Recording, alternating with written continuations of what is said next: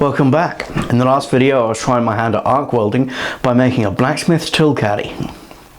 Now if you've not seen part 1, there's a link in the description and up here. But if you are up to speed, my new steel arrived and I've got a lot more grinding and welding to do.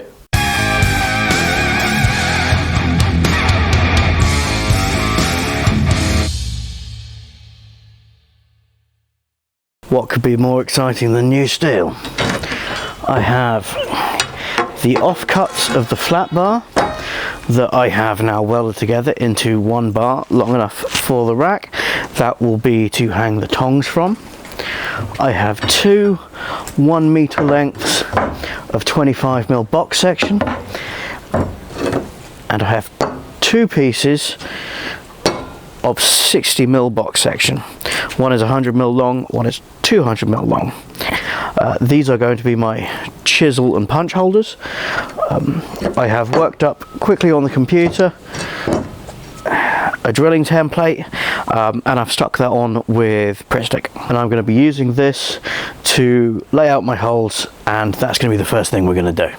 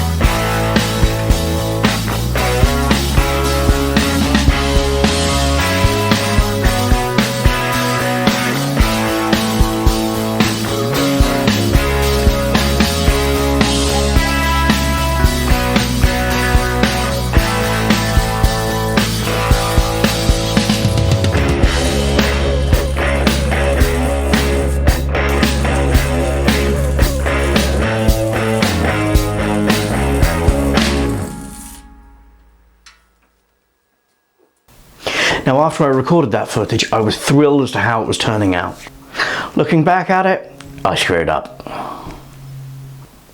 In my head I was going to mount the top tool rack a lot further down, but when I was doing it I positioned it too high.